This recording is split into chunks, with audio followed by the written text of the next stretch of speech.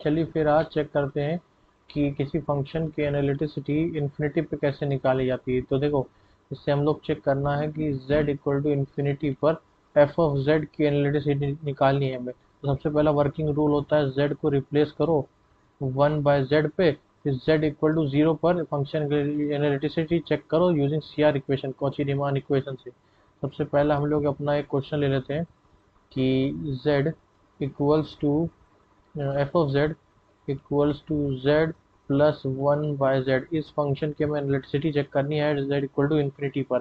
सबसे पहला हमारा वर्किंग सेट क्या है, z को 1/z से रिप्लेस करो, तो हमारे पास आ जाएगा f of 1/z equals to 1/z plus 1 plus 1/z। यहाँ से आ जाएगा 1/z प्लस 1। तो कॉची रीमान इक्वेशन इसकी फॉर्म करनी है हमें, x प्लस 1 दाएं नीचे लिखते हैं, हमारे पास आएगा x plus 1 plus iota y तो अपॉन 1। थोड़ा सा इसको सिंप्लीफाई करेंगे, x plus 1 minus iota y x square plus y square, sorry x plus 1 का whole square plus y square, x plus 1 का whole square plus y square. अब हम लोग यहाँ करेंगे क्या, देखना कॉची रीमान इक्वेशन यूज करेंगे तो इनडायरेक्ट एक्चुअली आ जाएगा सेम ही। तो मैं एक एक इक्वेशन ही निकालूंगा, ux निकाल लेते हैं हम लोग। तो यहाँ से हमारे पास आएगा x प्लस 1 का होल स्क्वायर, ये वाला ये हमारा टर्म है ux, सॉरी ये हमारा u x कॉमा वाई है, ये हमारा है v x कॉमा वाई, ठीक है। तो अब इसको हम लोग लिखेंगे तो हमारा डिफ्रेंशिएट करेंगे, plus y square minus x plus 1 two, यहाँ से हमारे पास आएगा y square minus x plus 1 का whole square divided by x plus 1 का whole square plus y square. अब यहाँ पर एक बार यू वाई भी निकाल लेते हैं हम लोग, तो यू वाई का आएगा तो हमारे पास आ जाएगा -2y x plus 1 divided by x plus 1 का whole square plus y square.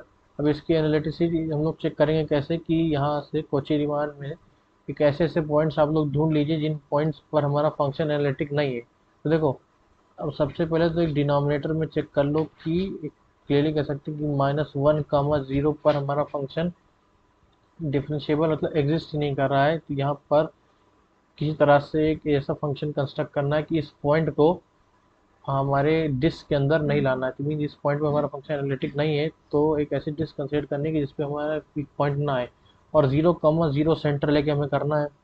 कि अभी हम लोगों ने देखा कि इन्फिनिटी के लिए हम लोगों को z equal to 0 mean 0,0 x y में हम लोग सेंटर लेके एक डिस्क कंसीडर करते हैं। ये अगर हम लोग ओरिजिन मान ले, हमें चाहिएगा कि ये वाला पॉइंट हमारे उस डिस्क के अंदर ना आए। डिस्क देखो, एटलीस्ट अगर एक भी डिस्क आ जाती है कि जिसके अंदर हमारी कोई सिंगुलैरिटीज लाई नहीं करती है, और या फिर उसके अंदर हर एक पॉइंट पे हमारा फंक्शन डिफरेंशिएबल होता है। देखो भाई, हमारा फंक्शन हर जगह कॉची रीमान कंडीशन को फॉलो कर रहा है एक्सेप्ट -1,0। तो इस पॉइंट पे हमारा फंक्शन प्रॉब्लम दिखा रहा है। तो एक हम लोग डिस्क कुछ इस तरह से कंसीडर करते हैं कि मान लो इन दोनों के बीच की अगर हम लोग दूरी देखें, तो इन दोनों के बीच की दूरी है 1।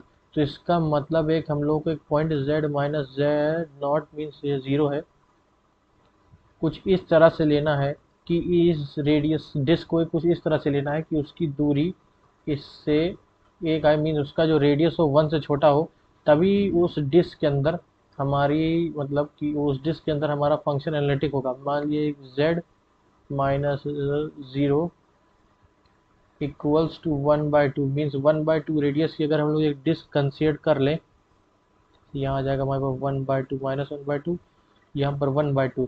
तो इस 1/2 डिस्क के अंदर हमारा फंक्शन हर जगह एनालिटिक है, ठीक है। कॉची रीमान कंडीशन हर जगह फॉलो कर रहा है।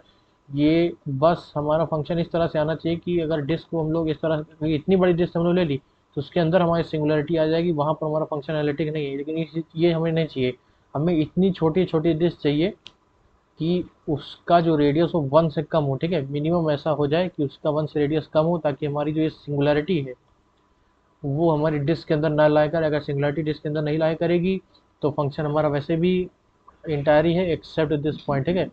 इस तरह से हम लोग किसी भी फंक्शन की एनालिसिटी एट इन्फिनिटी पर चेक कर सकते हैं, ठीक है। धन्यवाद।